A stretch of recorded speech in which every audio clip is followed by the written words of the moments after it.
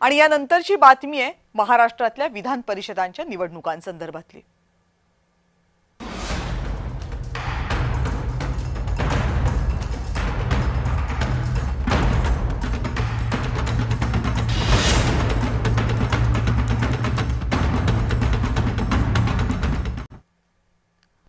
विधान परिषदेच्या निवडणुकीवरून महायुतीमध्ये सध्या प्रचंड रस्सीखेच सुरू आहे। सगळ्यात महत्त्वाचं म्हणजे भाजप 17 पैकी 4 जागा शिवसेनेला देऊ पाहते, पण शिवसेनेला हव्यात 6 जागा।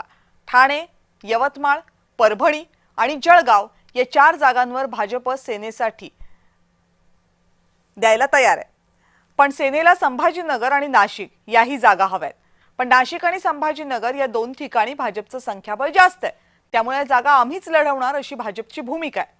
अर्ज भरण्याची मुदत जवळ येते, त्यामुळे दोन्ही पक्षांना लवकरच तडजोड करावी लागणार आहे। भाजप आपल्या 4 जागांच्या भूमिकेवरून मागे हटून शिवसेनेला झुकतं माप देणार की शिवसेना 5 जागांवर समाधान मानणार हे पाहणं महत्त्वाचं आहे। पण या वादामुळे महायुतीमधील अंतर्गत तणाव वाढलाय आणि तो चव्हाट्यावरही आलाय।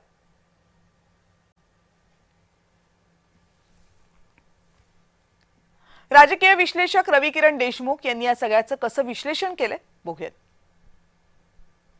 चर्चेच्या अनेक फेऱ्या होऊनही महायुतीमधील दोन प्रमुख घटक पक्ष भाजपा आणि शिवसेना यांच्यामधला विधान परिषदेत जागांचा वाद संपत नाही असं दिसतंय। कारण आजपर्यंत अजूनही ते किती जागा लढणार, भाजपा किती लढणार, शिवसेना किती लढणार हे स्पष्ट होत नाही।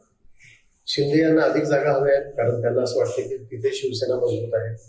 शिवाय शिवसेनेच्या जागा कमी झाल्या तर भविष्यात राजकीय अडचणी आली नको म्हणून त्यांचा हट्ट आहे। भारतीय जनता पार्टीलाही असं वाटतं की बदलत्या राजकारणामध्ये अनेक ठिकाणी त्यांचे अधिक नगरसेवक निवडून आले, जिल्हा परिषद सदस्य आले, तर तिथे विस्तार झाला पाहिजे, पक्ष मजबूत झाला पाहिजे म्हणून त्यांना त्या जागा आहेत। तर त्या हट्टापोटी 3 जागा लढायच्या की 4 जागा लढायच्या, भाजपाने किती जागा सोडायच्या या मुद्द्यावर अजूनही सहमती झालेली नाही आणि बहुधा अजून एखादा दिवस लागू शकतो असं दिसायला लागलेलं आहे। चर्चेच्या अनेक फेऱ्या होऊनही महायुतीमधील दोन प्रमुख घटक पक्ष भाजपा